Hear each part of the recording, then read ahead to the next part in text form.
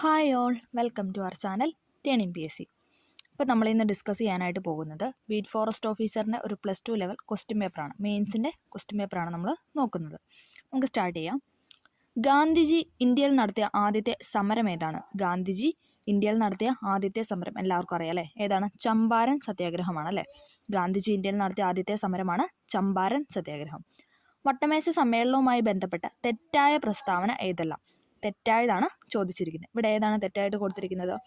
Option D ആണ് തെറ്റായിട്ട് കൊടുത്തിരിക്കുന്നത്. 1, 3 തെറ്റാണ്. ഓക്കെ. ഗാന്ധിജി രണ്ടാം വട്ടമേശ സമ്മേളനത്തിൽ പങ്കെടുത്തു. നമുക്കറിയാം അല്ലേ? 1931 രണ്ടാമത്തെ വട്ടമേശ സമ്മേളനത്തിലാണ് ഗാന്ധിജി പങ്കെടുത്തത്. സരോജിനി നായിഡു രണ്ടാം വട്ടമേശ സമ്മേളനത്തിൽ പങ്കെടുത്തു. അതും ശരിയാണ് അല്ലേ? സരോജിനി നായിഡു ഗാന്ധിജിയും എന്താണ് രണ്ടാമത്തെ വട്ടമേശ സമ്മേളനമായ 1931 വട്ടമേശ സമ്മേളനത്തിലാണ് പങ്കെടുത്തത്. ഓക്കെ.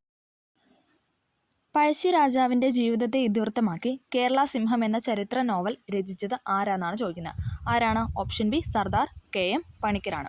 സർദാർ KM പണിക്കരാണ് പഴശ്ശിരാജാവിൻ്റെ ജീവിതത്തെ ഇതിവൃത്തമാക്കി കേരള സിംഹം എന്ന ചരിത്ര നോവൽ രചിച്ചത്. സ്വാതന്ത്ര്യം, സാഹോദര്യം, സമത്വം എന്നിവ ഏത് വിപ്ലവവുമായി ബന്ധപ്പെട്ടിരിക്കുന്നു? സ്വാതന്ത്ര്യം, സാഹോദര്യം, സമത്വം എന്നിവ ഏത് വിപ്ലവവുമായി ബന്ധപ്പെട്ടതാണ്? ഫ്രഞ്ച് വിപ്ലവവുമായി ബന്ധപ്പെട്ടതാണ്. സ്വാതന്ത്ര്യം, സമത്വം, സാഹോദര്യം എന്നിവ ഫ്രഞ്ച് വിപ്ലവവുമായി ബന്ധപ്പെട്ടിരിക്കുന്നു. ലോകത്തിലെ ആദ്യത്തെ താളിയോല മ്യൂസിയം ഇന്ത്യയിൽ ഏത് സംസ്ഥാനത്താണ് സ്ഥിതി ചെയ്യുന്നത്?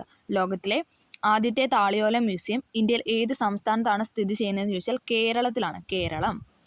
ആൻഡമാൻ നിക്കോബാർ ദ്വീപുകൾ, സുന്ദർബൻസ്, മഹാനദി, കൃഷ്ണ, ഗോദാവരി എന്നീ നദികളുടെ പ്രദേശങ്ങൾ ഡാഷ് വനങ്ങൾക്ക് പ്രസിദ്ധമാണെന്നാണ് ചോദിക്കുന്നത്. ഏതാണ്? കണ്ടൽ വനങ്ങൾക്ക് പ്രസിദ്ധമാണ്. ആൻഡമാൻ നിക്കോബാർ ദ്വീപുകൾ, സുന്ദർബൻസ്, മഹാനദി, കൃഷ്ണ, ഗോദാവരി എന്നീ നദികളുടെ പ്രദേശങ്ങൾ എന്നിവ കണ്ടൽ വനങ്ങൾക്ക് പ്രസിദ്ധമാണ്. താഴെ കൊടുത്തിരിക്കുന്ന സംസ്ഥാനങ്ങളിൽ ഏറ്റവും കൂടുതൽ നാഗരിക ജനസംഖ്യയുള്ള സംസ്ഥാനമാണ് ഏതെന്ന് പറയുന്നത്? മഹാരാഷ്ട്ര എന്ന് പറയുന്നത്. സംസ്ഥാനങ്ങളിൽ ഏറ്റവും കൂടുതൽ നാഗരിക ജനസംഖ്യയുള്ള സ്റ്റേറ്റാണ് മഹാരാഷ്ട്ര എന്ന് പറയുന്നത്. തെളിഞ്ഞ ആകാശമുള്ള രാത്രികളിൽ മേഘാവൃതമായ രാത്രികളേക്കാൾ കൂടുതൽ തണുപ്പ് തോന്നാൻ കാരണം എന്താണെന്നാണ് ചോദിക്കുന്നത്. എന്താണ്? Option B ഭൗമതാപ വികിരണമാണ്. ഭൗമതാപ വികിരണം.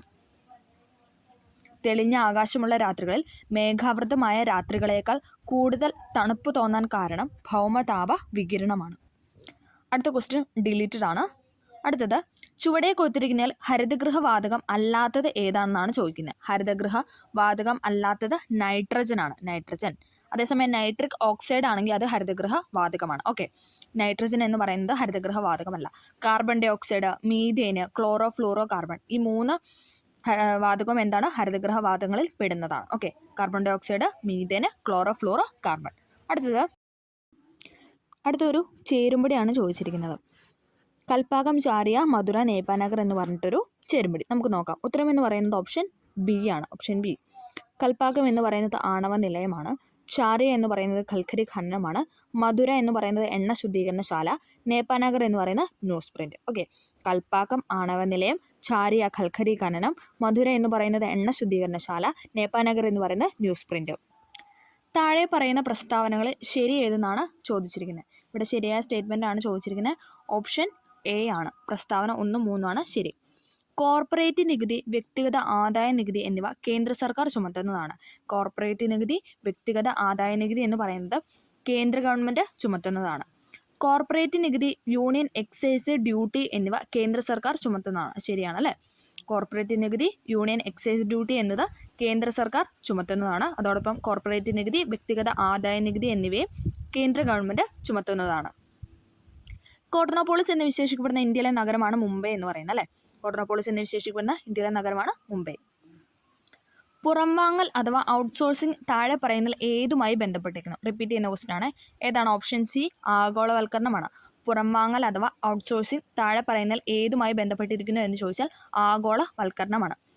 ഇന്ത്യൻ പ്ലാനിങ്ങിൻ്റെ ശില്പി എന്നറിയപ്പെടുന്ന PC മഹൽനോബിസ് ആണ്. പ്രശാന്ത ചന്ദ്ര മഹൽനോബിസ്. PC മഹൽനോബിസ് ആണ് ഇന്ത്യൻ പ്ലാനിങ്ങിൻ്റെ ശില്പി എന്ന് അറിയപ്പെടുന്നത്. ചെറുധാന്യങ്ങളുടെ വർഷമായി ഐക്യരാഷ്ട്രസഭ പ്രഖ്യാപിച്ചിരിക്കുന്നത് ഏതാണ്? ഓപ്ഷൻ ബി 2023 ചെറുധാന്യങ്ങളുടെ വർഷമായി ഐക്യരാഷ്ട്രസഭ പ്രഖ്യാപിച്ചിരിക്കുന്നത് 2023 24 എന്തായിരുന്നു? ഒട്ടക വർഷമായിരുന്നു അല്ലേ? 2024 എന്ന് പറയുന്നത് ഒട്ടക വർഷമായിരുന്നു. ഓക്കെ. ചെറുഭരണഘടന എന്നറിയപ്പെടുന്ന ഭേദഗതിയാണ് ഇതെന്ന് പറയുന്നത് 42ാം ഭേദഗതി. ഏതായിരുന്നു വർഷം? 1976. 1976 42ാം ഭേദഗതിയാണ് ചെറുഭരണഘടന എന്ന് അറിയപ്പെടുന്നത്. പഞ്ചായത്ത് രാജിന് ഭരണഘടന അംഗീകാരം നൽകാൻ ശുപാർശ ചെയ്ത കമ്മിറ്റിയാണ് ഇതെന്ന് പറയുന്നത് PK തുങ്കൻ കമ്മിറ്റി. ഇമ്പോർട്ടൻ്റ് ആണ്. പഞ്ചായത്ത് രാജിന് ഭരണഘടന അംഗീകാരം നൽകാൻ ശുപാർശ ചെയ്ത കമ്മിറ്റിയാണ് PK തുങ്കൻ കമ്മിറ്റി. ഭരണഘടനാ നിർമ്മാണ സഭയുമായി ബന്ധപ്പെട്ട ശരിയായ പ്രസ്താവന ഏതെല്ലാം എന്നാണ് ചോദിച്ചിരിക്കുന്നത്. ഇവിടെ ശരിയായിട്ട് കൊടുത്തിരിക്കുന്ന ഓപ്ഷൻ A ആണ് 1, 2. ഓക്കെ. ക്യാബിനറ്റ് മിഷന്റെ ശുപാർശ പ്രകാരം സ്ഥാപിക്കപ്പെട്ടതാണ് ഇതെന്ന് പറഞ്ഞ ഭരണഘടനാ നിർമ്മാണ സഭ. ശരിയാണല്ലേ? 1946 വന്ന ക്യാബിനറ്റ് മിഷന്റെ ശുപാർശ പ്രകാരമായിരുന്നു ഭരണഘടനാ നിർമ്മാണ സഭ വന്നത്. ഓക്കെ. ലക്ഷ്യപ്രമേയം അവതരിപ്പിച്ചത് ജവഹർലാൽ നെഹ്റു ആയിരുന്നു. നമുക്കറിയാം അല്ലേ? ലക്ഷ്യപ്രമേയം അഥവാ ഒബ്ജക്റ്റീവ് റെസൊല്യൂഷൻ അവതരിപ്പിച്ചത് നെഹ്റു ആയിരുന്നു. അത് രണ്ടും ശരിയാണ്. സെൻസസ് അഥവാ കനോഷുമാരി ഏതിൽ ഉൾപ്പെടുന്നു എന്നാണ് ചോദിക്കുന്നത്. സെൻസസ് അഥവാ കനേഷുമാരിയുടെ ഇതാണ് നമ്മൾ ഇംഗ്ലീഷ് വേർഡാണ് സെൻസസ് എന്ന് പറയുന്നത്. ഓക്കെ. അത് ഏതിലാണ് ഉൾപ്പെടുന്നതെന്ന് ചോദിച്ചാൽ ഏതാണ്? ഓപ്ഷൻ ബി യൂണിയൻ ലിസ്റ്റിലാണ് ഉൾപ്പെടുന്നത്. ഹെബിയസ് കോർപ്പസ് റിട്ട് ആദ്യമായി എഴുതപ്പെട്ടത് എവിടെയാണ്? ഹെബിയസ് കോർപ്പസ് റിട്ട് ആദ്യമായിട്ട് എഴുതപ്പെട്ടത് മാഗ്ന കാർട്ടയിലാണ് ഹെബിയസ് കോർപ്പസ് എന്ന് പറയുന്ന റിട്ട് ആദ്യമായിട്ട് എഴുതപ്പെട്ടത്. കരുതൽ തടങ്കലിനെക്കുറിച്ച് പ്രതിപാദിക്കുന്ന വകുപ്പാണ് ആർട്ടിക്കിൾ 22 എന്ന് പറയുന്നത്. ആർട്ടിക്കിൾ 22 എന്ന് പറയുന്നത് കരുതൽ തടങ്കലിനെക്കുറിച്ച് പ്രതിപാദിക്കുന്നതാണ്. ഇന്ത്യയിലെ ആദ്യത്തെ മുഖ്യ തെരഞ്ഞെടുപ്പ് കമ്മീഷണറാണ് ആരെന്ന് പറയുന്നത്? ഓപ്ഷൻ എ സുകുമാർ സെൻ അല്ലേ? ഇന്ത്യയിലെ ആദ്യത്തെ മുഖ്യ തെരഞ്ഞെടുപ്പ് കമ്മീഷണറാണ് സുകുമാർ സെൻ. കേരള സംസ്ഥാന ദുരന്ത നിവാരണ അതോറിറ്റിയുടെ വൈസ് ചെയർമാൻ ആരാണ്? കേരള സംസ്ഥാന ദുരന്ത നിവാരണ അതോറിറ്റിയുടെ വൈസ് ചെയർമാനാണ് റവന്യൂ മന്ത്രി എന്ന് പറയുന്നത്. കേരള സംസ്ഥാന ദുരന്ത നിവാരണ അതോറിറ്റിയുടെ വൈസ് ചെയർമാനാണ് റവന്യൂ മന്ത്രി. തണ്ണീർത്തട സംരക്ഷണത്തിനായുള്ള അന്തർദേശീയ കരാറാണ് ഏതെന്ന് പറയുന്നത്? റംസാർ കൺവെൻഷൻ എന്ന് പറയുന്നത്. തണ്ണീർത്തട സംരക്ഷണത്തിനായുള്ള അന്തർദേശീയ കരാറാണ് റംസാർ കൺവെൻഷൻ. കേരളത്തെ ഭിന്നശേഷി സൗഹൃദ സംസ്ഥാനമാക്കി മാറ്റുന്നതിനുള്ള സംസ്ഥാന സർക്കാർ പദ്ധതിയാണ് ഏതെന്ന് പറയുന്നത്? അനുയാത്ര എന്ന് പറയുന്നത്. ഇമ്പോർട്ടൻ്റ് ആണ്. കേരളത്തെ ഭിന്നശേഷി സൗഹൃദ സംസ്ഥാനമാക്കി മാറ്റുന്നതിനുള്ള സംസ്ഥാന സർക്കാർ പദ്ധതിയാണ് അനുയാത്ര. നീതി ആയോഗിന്റെ ഇപ്പോഴത്തെ വൈസ് ചെയർപേഴ്സൺ ആണ് ആരെന്ന് പറയുന്നത്? ഓപ്ഷൻ എ സുമൻ ബറി എന്ന് പറയുന്നത്. നീതി ആയോഗിന്റെ വൈസ് ചെയർപേഴ്സൺ ആണ് സുമൻ ബറി എന്ന് പറയുന്നത്. ഇന്ത്യയിലെ ആദ്യത്തെ ഭരണഘടനാ സാക്ഷരതാ ജില്ലയാണ് ഏതെന്ന് പറയുന്നത്? കൊല്ലം എന്ന് പറയുന്നത്. ഇന്ത്യയിലെ ആദ്യത്തെ ഭരണഘടനാ സാക്ഷരതാ ജില്ലയാണ് കൊല്ലം. ഇമ്പോർട്ടൻ്റ് ആണ്. ഇന്ത്യയിലെ ആദ്യത്തെ ഭരണഘടനാ സാക്ഷരതാ ജില്ലയാണ് കൊല്ലം. ഹിപ്പോകോമ്പസ് എന്ന ശരീരഭാഗം ഏത് അവയവത്തിലാണ് കാണുന്നത്?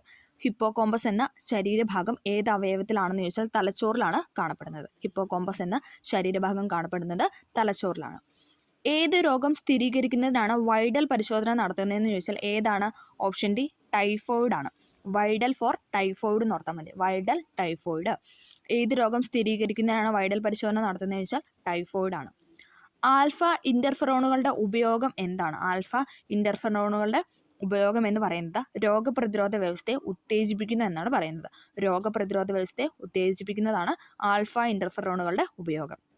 പ്ലാസ്റ്റിക് മാലിന്യത്തെ പുനഃചംക്രമണം ചെയ്തുണ്ടാക്കിയ വസ്തു ഏതാണെന്നാണ് ചോദിച്ചിരിക്കുന്നത്. ഏതാണ്? ഓപ്ഷൻ എ പോളിബ്ലെൻഡ് ആണ്.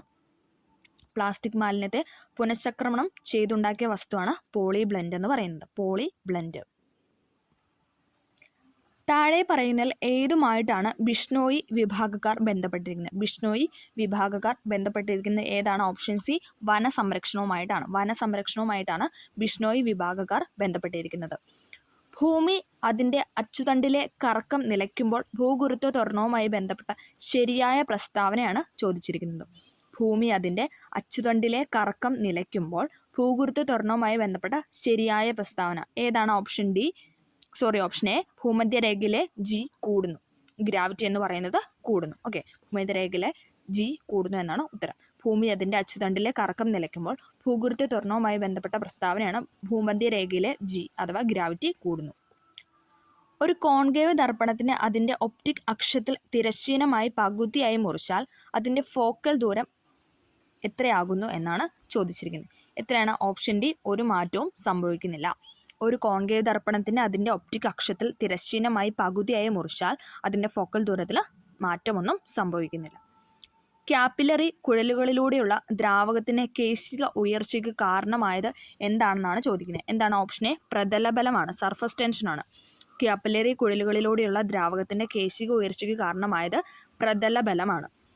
ഏതു മേഖലയുമായി ബന്ധപ്പെട്ട പ്രവർത്തനത്തിനാണ് 2022 ഭൗതികശാസ്ത്ര നൊബേൽ സമ്മാനം ലഭ്യമായതെന്നാണ് ചോദിച്ചിരിക്കുന്നത്. ഏതാണ്? ക്വാണ്ടം മെക്കാനിക്സ് ആണ്. ആ സമയത്ത് കറണ്ട് അഫെയർ ആയിരുന്നു.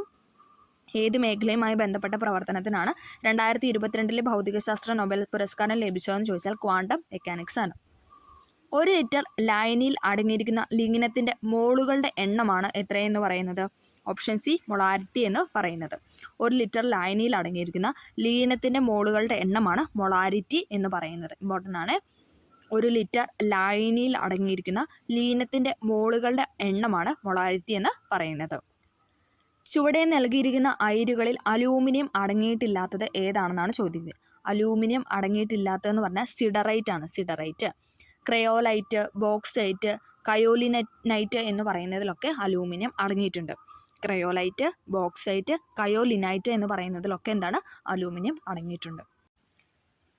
വിദ്യുത് കാന്തിക സ്പെക്ട്രത്തിൻ്റെ ദൃശ്യമേഖലയിൽ കാണാനാകുന്ന ഹൈഡ്രജൻ്റെ സ്പെക്ട്രത്തിൽ രേഖകളുടെ ശ്രേണി എന്ന് പറയുന്നത് ബാമറാണ്. Balmer, option B, Balmer.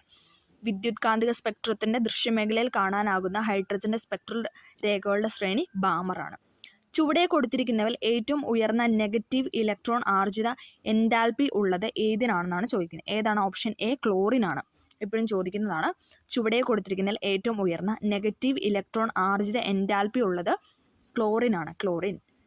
Bhairavi കോലം ഏത് കലയുമായി ബന്ധപ്പെട്ടിരിക്കുന്നു? ഏതാണ്? ഓപ്ഷൻ സി, പടയണിയുമായി ബന്ധപ്പെട്ടതാണ്. പടയണിയുമായി ബന്ധപ്പെട്ടതാണ് ഭൈരവി കോലം എന്ന് പറയുന്ന കല. പുളിയർമല ജൈനക്ഷേത്രം സ്ഥിതി ചെയ്യുന്ന സ്ഥലമാണ് ചോദിച്ചിരിക്കുന്നത്. ഏതാണ്? Option C, കൽപ്പറ്റയാണ്. പുളിയർമല ജൈനക്ഷേത്രം സ്ഥിതി ചെയ്യുന്ന സ്ഥലമാണ് കൽപ്പറ്റ. 74ാം റിപ്പബ്ലിക് ദിന പരേഡിൽ ഇന്ത്യയുടെ മുഖ്യ അതിഥി ആരായിരുന്നു? ഓപ്ഷൻ സി, അബ്ദുൽ ഫത്താഹ് ഖലീൽ അൽ സീസി ആണ്. അബ്ദുൽ ഫത്താഹ് ഖലീൽ അൽ സീസി ആയിരുന്നു 74ാം റിപ്പബ്ലിക് ദിന പരേഡിൽ ഇന്ത്യയുടെ മുഖ്യ അതിഥി എന്ന് പറയുന്നത്. ഫിറോസ് ഷാ കോട്ട്ല സ്റ്റേഡിയം ഏതു പേരിലാണ് പുനർനാമകരണം ചെയ്യപ്പെട്ടത്? ഏതാണ്? Option A, Arun Jaitley stadium എന്നാണ് പുനർനാമകരണം ചെയ്തത്. ഫിറോസ് ഷാ കോട്ട്ല സ്റ്റേഡിയം ഏതു പേരിലാണ് പുനർനാമകരണം ചെയ്തതെന്ന് ചോദിച്ചാൽ അരുൺ ജെയ്റ്റ്ലി സ്റ്റേഡിയം എന്നാണ് മാറ്റിയത്. കാലം കൃത്യമായി രേഖപ്പെടുത്തിയ അറബി മലയാള സാഹിത്യത്തിലെ പ്രഥമ കൃതിയാണ് ഏതെന്ന് പറയുന്നത്? ഓപ്ഷൻ സി, മുഹീദ്ദീൻ മാല എന്ന് പറയുന്നത്. കാലം കൃത്യമായി രേഖപ്പെടുത്തിയ അറബി മലയാള സാഹിത്യത്തിലെ പ്രഥമ കൃതി, അറബി മലയാള സാഹിത്യത്തിലെ ആദ്യത്തെ കൃതിയാണ് ഇതെന്ന് പറയുന്നത് മുഹീദ്ദീൻ മാല. കാലം കൃത്യമായി രേഖപ്പെടുത്തിയ അറബി മലയാള സാഹിത്യത്തിലെ ആദ്യത്തെ കൃതി എന്ന് പറയുന്നത് മുഹീദ്ദീൻ മാലയാണ്. ഓക്കെ, അപ്പോൾ നമ്മളിവിടെ 50 ക്വസ്റ്റ്യൻസ് ആണ് മെയിൻസ് ലെവൽ എക്സാമിൻ്റെ ഒരു 50 ക്വസ്റ്റ്യൻസ് ആണ് നമ്മൾ ഡിസ്കസ് ചെയ്തത്. എല്ലാവർക്കും വീഡിയോ ഹെൽപ്ഫുൾ ആയെന്ന് വിചാരിക്കുന്നു. ഹെൽപ്ഫുൾ ആയെങ്കിൽ തീർച്ചയായും ലൈക്ക് ചെയ്ത് സപ്പോർട്ട് ചെയ്യുക. Okay, thank you.